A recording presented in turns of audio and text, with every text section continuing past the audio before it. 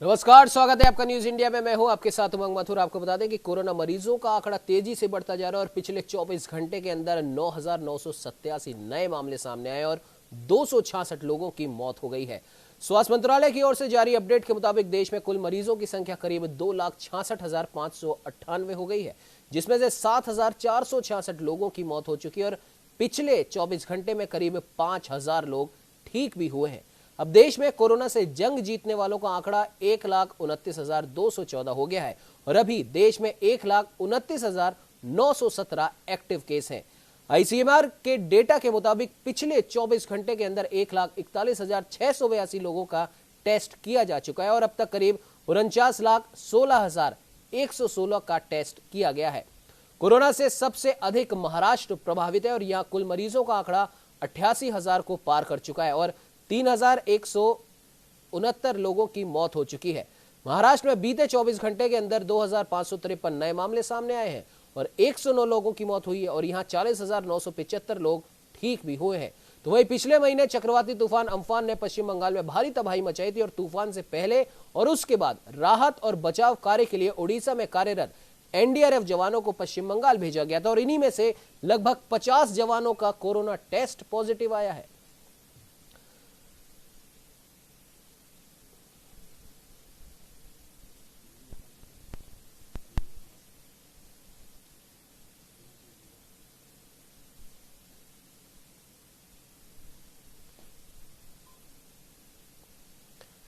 तो आपको बता दें कि जैसे जैसे समय बीतता जा रहा है वैसे वैसे कोरोना के आंकड़े लगातार बढ़ रहे हैं। तो इस पर बात करने के लिए हमारे साथ उत्तराखंड से हमारे वरिष्ठ संवाददाता महावीर नेगी हमारे साथ जुड़ चुके। महावीर जी, जिस प्रकार से पूरे देश भर के अगर आंकड़ों की बात करें तो ये लगभग 2,60,000 के पार जा चुके हैं ये आंकड़े। क्या कुछ कहना चाहेंगे आप? उत्तराखंड की क्या कुछ स्थिति है इस समय?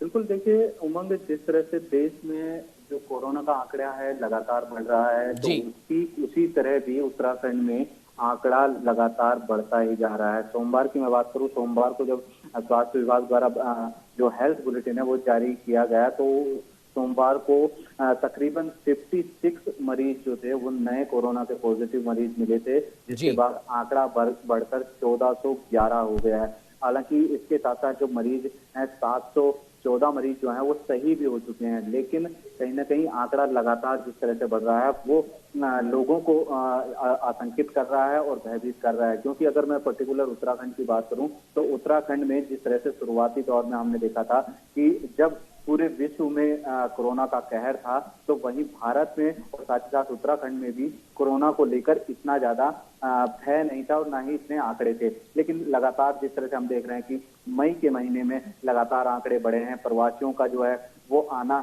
शुरू हुआ है उत्तराखंड में, और जो प्रवासी उत्तराखंड में आए हैं तो उनकी वजह से कहीं ना कहीं आंकड़ों में इजाफा हुआ है और आज इस समय 1400 के आसपास जो आंकड़े हैं वो पहुंच चुके हैं, जो अपने आप में कहीं ना कहीं गंभीर मसला भी है। और इसमें एक खास बात यह है कि लगातार बड़ी संख्या में टेस्ट हो रहे हैं, लेकिन कुछ टेस्ट हैं जो एक बड़ी संख्या है टेस्टों की जिनकी की अभी तक रिपोर्ट आनी बाकी है। तकरीबन 7,000 के आसपास जो रिपोर्ट है उनके सैंपल हैं, उनकी रिपोर्ट अभी तक आनी बाकी है कि वो पॉजिटिव है या नेगेटिव है। तो वो उसको लेकर भी कहीं ना कहीं खासा एक तरह से शंका पैदा हो रही थी, अगर ये पॉजिटिव रिपोर्ट आती है तो आंकड़ा कहाँ जा पहुंचेगा। इसी बीच अगर बात की जाए, जिस तरह से चारधाम यात्राओं को शुरू करने की बात हुई थी, लेकिन मुख्यमंत्री के साथ मिलकर जो स्थानीय प्रशासन था, चाहे हम चमोली की बात करें या फिर उत्तरकाशी की बात करें या रुद्रप्रयाग की, तो वहां पर स्थानीय प्रशासन ने वहां के जो शीर्ष पुरोहित थे उनके साथ बैठक करके उनका जो प्रस्ताव था, तो अब एक निर्णय हुआ कि 30 जून तक यात्रा को टाल दिया गया है और 30 जून तक चारधाम यात्रा नहीं होगी। हालांकि अभी भी सरकार ये कह रही है कि वो सीमित संख्या में और सीमित संसाधनों के साथ वो यात्रा को शुरू करना चाहती है, लेकिन स्थानीय प्रशासन और स्थानीय लोगों के राय के बाद अब इस बात पर निर्णय एक आम राय बनी है, आम सहमति बनी है कि 30 जून तक चारधाम यात्रा नहीं होगी।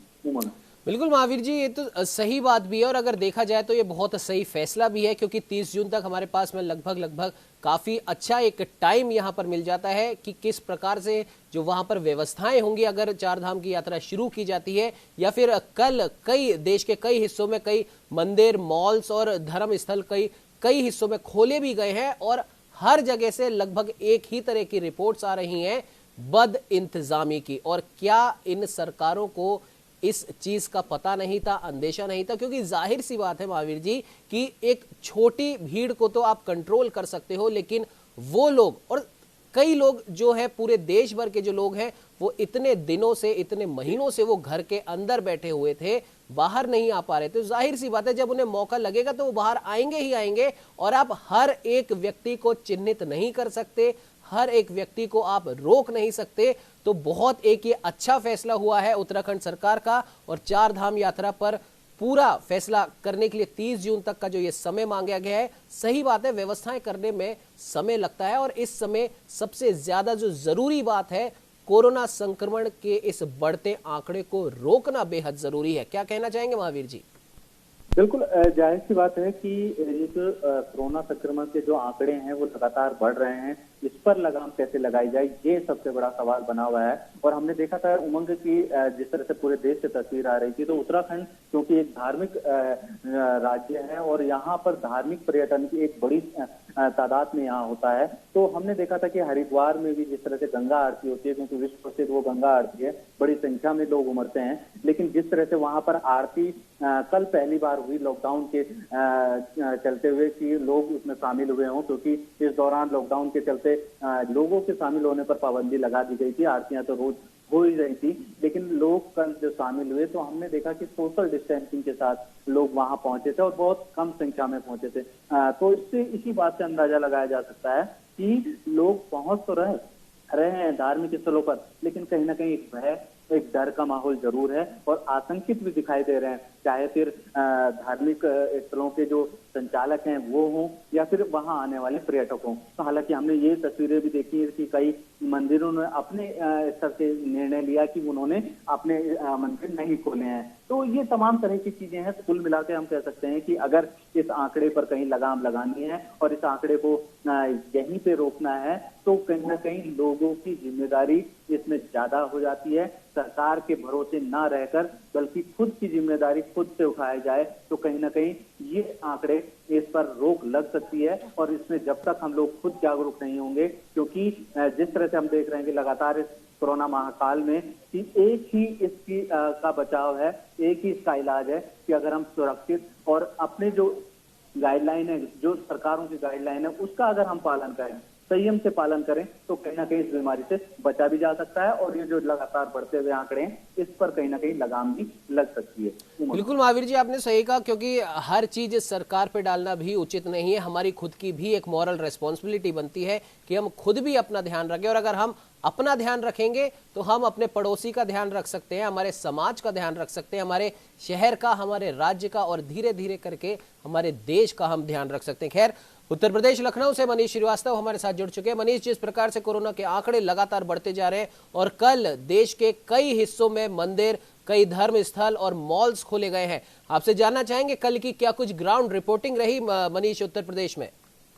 देखिए उमंग, उत्तर प्रदेश में धर्मस्थल और तमाम अन्य सार्वजनिक मॉल वगैरह खोले गए, लेकिन यहाँ पर पब्लिक जाने से फिलहाल परहेज कर रही है। साथ ही तमाम ऐसे धर्मस्थल भी हैं जो 15 तारीख के बाद से खुलेंगे। तो ऐसे में अब लोग ये तो समझ गए हैं कि जहाँ पर भीड़ है उनको सोशल डिस्टेंसिंग बनानी है। ऐसे में भीड़ से लोग परहेज कर रहे हैं और जो मॉल्स खुले भी वो तकरीबन 2 से 3 घंटे के बाद जो है बंद भी हो गए, क्योंकि वहां पर पब्लिक आने से ही परहेज कर रही थी। और चूंकि कोरोना संक्रमण तेजी से बढ़ रहा है, विशेषज्ञों ने भी अंदेशा जताया है कि जून और जुलाई के महीने में कोरोना अपने पीक पर पहुंचेगा, इसलिए स्वास्थ्य विभाग ने भी और आईसीएमआर के सहयोग से पूल टेस्टिंग कराई थी। हालांकि लखनऊ में ऐसा कोई कम्युनिटी ट्रांसमिशन नहीं पाया गया और लगभग 25 से ज्यादा गांवों में हुआ। उत्तर प्रदेश में मामले तकरीबन 11,000 पार कर चुके हैं और जिस प्रकार से अब देश में एक एक दिन में 10-10 हजार मामले सामने आ रहे हैं, तो कोरोना संक्रमण को देखते हुए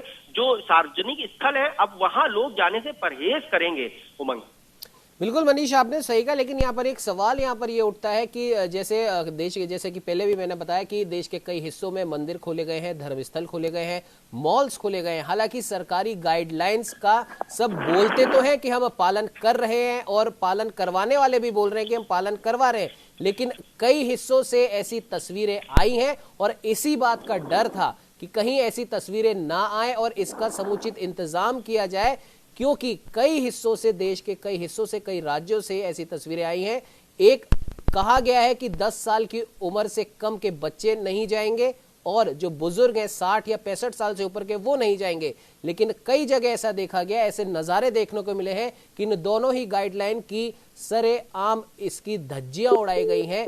कई बच्चे गए थे अपने परिवार के साथ में, छोटे छोटे बच्चे गए हैं, कई अखबारों में इसकी तस्वीरें भी आई हैं, छोटे बच्चे हैं माँ बाप के साथ में टेबल पर बैठकर खाना खा रहे हैं, कई बुजुर्ग हैं जो मॉल में गए हैं।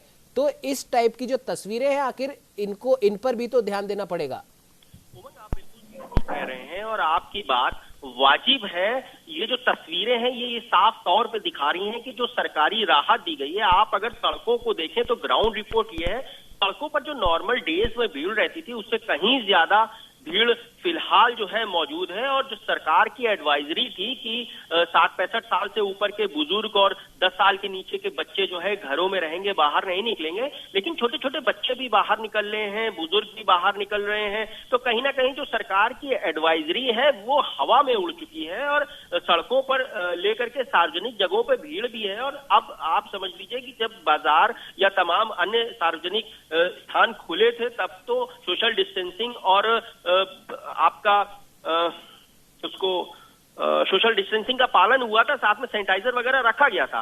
लेकिन कल जो हम लोगों ने ग्राउंड रिपोर्ट देखा, आज सुबह भी कई मॉल्स और कई दुकानों में गए तो जो एक एडवाइजरी सरकार ने जारी की थी कि एक एक करके लोग अंदर जाएंगे, 5 से ज्यादा दुकान में नहीं रहेंगे, ऐसी कोई भी नियम कानून किसी भी दुकान में पालन होता नहीं दिखा। दुकानदारों का ये साफ तौर पर कहना है कि क्योंकि हमारा लॉस हुआ है बीते 2 से 3 महीनों के अंदर, तो ऐसे में अगर हम इस प्रकार की एडवाइजरी का पालन करेंगे तो कहीं ना कहीं हम फिर से लॉस में आएंगे। और जो छोटे छोटे शॉपिंग कॉम्प्लेक्स हैं वहां पर भारी भीड़ उमड़ रही है। तो ऐसे में सरकार को ये देखना होगा, क्योंकि कहीं ना कहीं कोरोना के मरीज लगातार सामने निकल रहे हैं और ये मेडिकल ग्राउंड से ज्यादा लॉ एंड ऑर्डर का केस बनता जा रहा है। और डॉक्टर्स भी इसको लेकर के काफी नाराज हैं कि जो एक रियायतें दी जा रही हैं अनलॉक 1 के नाम पर, वो टोटल लॉकडाउन का कहीं कोई पालन नहीं हो रहा। लॉकडाउन 5 को आप, अनलॉक 1 को आप ये समझिए जो स्थिति लॉकडाउन 1 के पहले थी वही स्थिति सेम इस समय, चाहे लखनऊ की बात करें और चाहे उत्तर प्रदेश की बात करें, तो ग्राउंड रियलिटी यही कहती है कि कोरोना को लेकर के अब पब्लिक भले एक मन में डर है, लेकिन सड़कों पर जिस प्रकार से भीड़ बढ़ रही है, जिस प्रकार की, बिल्कुल मनीष, क्योंकि ये चीज प्रशासन को समझनी होगी। हालांकि प्रशासन के किसी भी अधिकारी से हम बात करें, पुलिस के किसी अधिकारी से बात करें, तो उनका सीधे तौर पर एक ही जवाब मिलता है कि अब हर किसी को तो हम पकड़ नहीं सकते, हर किसी पे तो हम रोक लगा नहीं सकते। तो जाहिर सी बात है, जब ये चीज आपको पहले से पता थी कि हम हर किसी का हाथ नहीं पकड़ सकते, तो इस तरह की छूट देने का कोई मतलब नहीं रह जाता है। खैर, हमारे साथ में राजस्थान की राजधानी जयपुर से हमारे संवाददाता नीरज शर्मा हमारे साथ जुड़ चुके हैं। नीरज जी, जो सवाल मैंने अभी मनीष से किया था वही सवाल आपसे भी है कि छूट तो दे दी गई है इस नाम पर कि भाई लोग इतने दिनों से घर में बंद थे, उद्योग धंधे नहीं चल रहे थे, उद्योग धंधों में मिली छूट का इस वाली छूट से कोई लेना देना नहीं है। मंदिर खुलना, धर्मस्थल खुलना, हालांकि राजस्थान में भी 30 जून तक का समय मांगा गया है, लेकिन जो मॉल्स की अगर हम बात करें या कई ऐसे स्थान जहां पर कई लोग जमा होते हैं उनकी बात करें, वो खोले गए हैं। ठीक है, कहीं कहीं पर इसका ध्यान रखा गया है, लेकिन बहुत सारी जगह ऐसी हैं नीरज जी जहां पर इन चीजों का बिल्कुल ध्यान नहीं रखा गया और लोग, ऐसा लग रहा था कि उन्हें कोरोना का डर है ही नहीं और प्रशासन सिर्फ ये बोल के छुट्टी पा लेता है कि हम हर एक जने का हाथ नहीं पकड़ सकते, जनता की भी कुछ जिम्मेदारी है। अगर जनता पे ही सब कुछ डालना था, फिर आप लोग किस लिए बैठे हैं? नीरज जी, देखिए, जो कोरोना का लॉकडाउन के जो हालात चल रहे हैं, अब सरकार धीरे धीरे इनको खोलने की ओर बढ़ रही है, कदम बढ़ा है। लोगों के अंदर जो भय चल गया है, डर हो गया है, इस डर को खत्म करने की ओर अब सरकार कदम उठा रही है। और खासतौर पर रिकवरी परसेंटेज की बात करें, 74% तक रिकवरी राजस्थान के अंदर पहुंच चुकी है। ऐसे में अंदाजा लगाया जा सकता है कोरोना भी कमजोर पड़ा है। हालांकि कोरोना संक्रमित लोग हो रहे हैं, लेकिन रोशन दिन के अंदर ठीक होकर करीब लोग जा रहे हैं। लेकिन कुछ ऐसे भी आए हैं जिन्होंने सरकार को भी छुपा के रखा है, यानी कि जो कोरोना संक्रमित लोग जिनकी मौतें हो रही हैं, ऐसे लोगों के अंदर खास तौर पर खांसी जुकाम के साथ ही श्वसन तंत्र का काम नहीं करना, हार्ट अटैक आना या हार्ट का फेलियर हो जाना, इसके साथ ही जो नीरज जी, बात वो नहीं है कि कोरोना संक्रमित मरीज कोरोना से मरा है या फिर उसे पहले से कोई और बीमारी थी, उसकी बात है ही नहीं।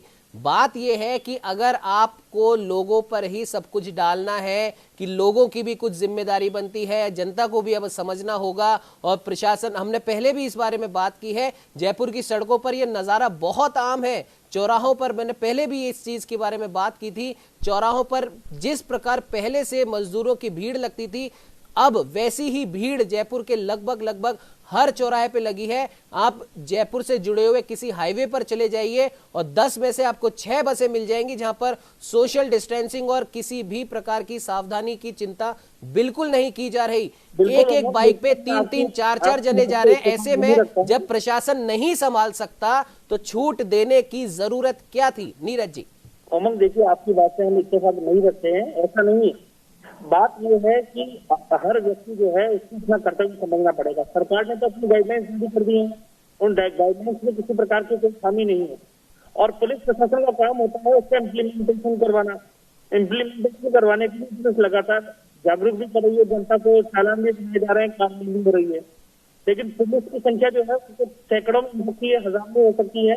जो जनता है उसकी संख्या करोड़ों के अंदर है और हर व्यक्ति के पीछे एक पुलिसकर्मी नहीं लगा दे सकता। दूसरा, हर ऐसे व्यक्ति को जो बाहर निकलता है उसको सरकार सीढ़ी पे भी नहीं चढ़ा सकती है। अब बात है आम जनता के अंदर ये सेंस होना चाहिए कि कब उसमें कितना मेंटेन करके किस व्यक्ति के साथ रहना है। यदि हम कई सार्वजनिक स्थल पे जाते हैं और हम कुछ क्षणों के लिए किसी व्यक्ति के निकट आ जाते हैं या 6 फीट की दूरी अगर हम उल्लंघन लेते हैं तो क्या हमें सजा हो जानी चाहिए? इसका निर्धारण कौन करेगा? क्या हर जगह कैमरे लगे हैं? तो ये कई चीजें ऐसी हैं जहां आम व्यक्ति को अपनी जिम्मेदारी समझनी होगी और आम व्यक्ति जो है तो समाज की सुरक्षा का ध्यान रखे, अपने परिवार की सुरक्षा का ध्यान रखे। ये महत्वपूर्ण। सरकार को ये लगातार कि जो मास्क है मास्क लगाना होगा, कोरोना के साथ जीना होगा, उसको सीखना होगा। अब काम धंधे जो है उनको भी पटरी पे लाना है। देश की अर्थव्यवस्था को नहीं बिगाड़ा जा सकता। आम जनता भी कह रही है, कामकाजी लोग तो वो कह रहे हैं कोरोना से बाद में भूखे लोग तो मर जाएंगे अगर काम धंधा नहीं किया तो, क्योंकि लोगों को पैसा नहीं है, आमदनी नहीं है, स्थिति आज मैदान के ऊपर हो रही है। ऐसे सही बात है कि आम लोग समझे कि हमको अपने आप का बचाव करना है, गैर जरूरी कार्यों के लिए अनावश्यक भीड़ में न केवल आमोद प्रमोद या मौज मस्ती के लिए भारत को बनाने के लिए। लेकिन कोई अगर कोई राशन का सामान लेने के लिए बाहर निकलता है, किसी व्यक्ति के बच्चे की तबियत खराब है और मेडिकल स्टोर पर दवा लेने जाता है तो क्या उसको रोका जा सकता है? हाँ, एक तो बात ठीक है, जो खास की दुकानों पर देखने को मिला, वहाँ बीच में दुकानें खुली तो वहां पर भीड़ लग गई, तो एक बार उसको बंद करवा दिया गया, तो दोबारा खुला, सोशल डिस्टेंसिंग भी पालना चाहते हैं। तो बात यह है कि सरकार से इम्प्लीमेंटेशन करवाया जाता है। 21 से लेकर 25 तारीख तक विशेष अभियान सरकार चलाने जा रही है, जिसमें कोरोना को लेकर के केवल जन जागरूकता अभियान ही देखा जाएगा और जागरूक किया जाएगा। लगातार कोरोना के मामले में सामने आ रहे हैं, लेकिन रिकवरी परसेंटेज भी काफी अच्छा है। अब क्या प्रत्येक व्यक्ति को सजा दी जा सकती है जो व्यक्ति उल्लंघन गाइडलाइन? ये भी एक देखने वाली बात है, क्योंकि वो व्यक्ति एक अपराधी तो नहीं है। हाँ, जो है उससे कहीं गलती हो सकती है कि व्यक्ति कहीं बाहर निकला और वो किसी व्यक्ति के निकट चला गया। 6 फीट की दूरी मेंटेन करना, ये कहना, निर्देश देना औसत रूप से तो बहुत अच्छा लगता है, लेकिन प्रैक्टिकली बहुत बार ये संभव नहीं हो पाता। हम रास्ते में अगर गाड़ी पर वाहन पर आ रहे हैं, ट्रैफिक लाइट पर रुके हैं, ट्रैफिक लाइट होने के दौरान बहुत सारे वाहन हो जाते हैं, तो ट्रैफिक लाइट पर भी 6 फीट की दूरी बनाई जा सकती है।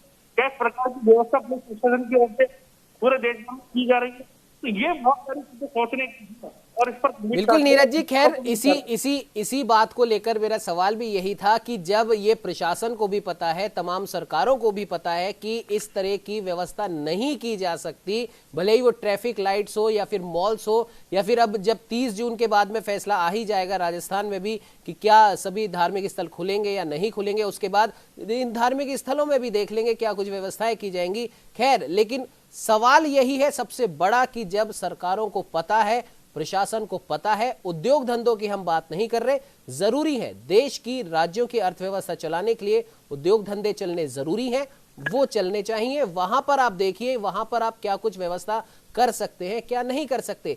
लेकिन जिस प्रकार से मॉल और इन सारी जगहों पे अगर आप समुचित व्यवस्था नहीं बिठा सकते तो आपको इनमें जाने की छूट नहीं देनी चाहिए थी। फिलहाल इस चर्चा में आप तीनों का जुड़ने के लिए बहुत बहुत धन्यवाद। और अब आगे देखने वाली बात यह होगी कि प्रशासन किस प्रकार से इन तमाम शॉपिंग कॉम्प्लेक्स में, मॉल्स में, होटल में, रेस्टोरेंट में और आगे जब 30 जून के बाद देखा जाएगा देश के कई हिस्सों में जब धार्मिक स्थल खुलेंगे वहां पर किस प्रकार से कोरोना के इस संक्रमण को रोक पाती है। फिलहाल इस बुलेटिन में इतना ही। आप बने रहिए हमारे साथ और देखते रहिए न्यूज़ इंडिया।